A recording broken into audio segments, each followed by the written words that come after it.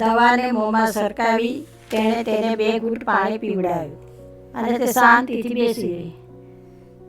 એકાદ કલાક પછી ભાર્ગવ ઘાટી ઊંઘેથી બહાર આવ્યો. સામે સુવર્ણાને જોતા તેને નવાઈ લાગી. સુવર્ણા બોલી ઉઠી, જી, તમારા પડોશીએ મને આ નંબર પર ફોન કરી બોલાવી લીધી હતી. જુઓ, હવે હું સ્વસ્થ છું, તમે જાઓ, તમારે પણ કંપની પર કામ હશે. ભાર્ગવ હવે નીચું જોઈ ગયો. ના, અર્જન્ટ હશે તો મેસેજથી કે ફોનથી પતશે. આજે તમે તમારા ઘરે આરામ કરો. કોઈ નથી તો હું જ તમને કંપની આપી દઉં. એ પણ કંપનીનું જ કામ ગણાશે. એ પણ હસતા બોલ્યું. ભાર્ગવ ધીરેથી ઉઠી ફ્રીજમાંથી 2 ગ્લાસ થમ્સઅપ લઈ આવ્યો. 1 ગ્લાસ સુગંધા સામે ધર્યો. એ ધીમે ધીમે પીવા લાગી. એટલું જ નહીં, સાંજે વઘારેલો ભાત અને કઢી રાંધી તે ઘરે ગઈ. પણ એટલું નક્કી કે હવે દોસ્તી પાકી થઈ. હવે તો અવારનવાર તેઓ કંપનીમાં સાથે જ બેસી જમતા, નાસ્તો પણ શેર કરી લેતા.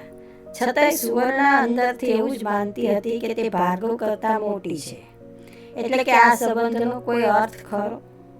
છતાંય ચાલે છે તો ચાલવા દો, દોસ્તી ક્યાં ખોટી છે. પણ મન અંદરથી ઘૂંઘવાઈ રહેતું.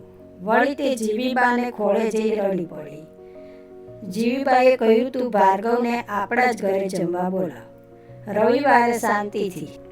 માતા પિતા સાથે ભાર્ગવ આવી ગયો. સાંજે જમી ઘરે પણ ગયો. ત્યારે જીવીમાએ તેને એક ખૂણે બોલાવ્યો. બેટા, સુવર્ણા માટે છેલ્લા 3 વર્ષથી ઘણા જ માગાઓ આવી રહ્યા છે. તે ક્યાંય હાથ નથી પાડતી. તો તને કોઈ કારણની ખબર છે? ઓફિસમાં કોઈ યુવક છે? જીવીમા અત્યારે ઝીણી નજરેથી ભાર્ગવને જોઈ રહ્યા હતા. ભાર્ગવ તો ચંખવાઈ જ ગયો. ખાલી એટલું જ બોલ્યો, ના, મને એવી કોઈ ખબર નથી. અને એ ચાલવા લાગ્યો.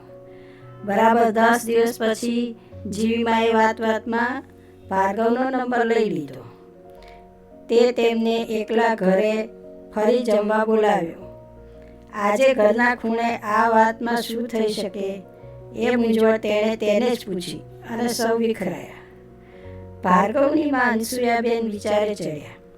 2 માળનું ઘર, એકમાત્ર સંતાન, ભણેલ ગણેલ નોકરી કરતી યુવતી, વળી ચારિત્રવાન. માત્ર ઉંમર તફાવતને જો ધ્યાનમાં ન લઈએ તો એકવાર પતિ પુત્ર બંનેની વચ્ચેની વાત કરી લો. મને તો કન્યા પસંદ છે. જો બેટા, લગ્ન સંબંધમાં થોડી બાંધછોડ તો હોય જ.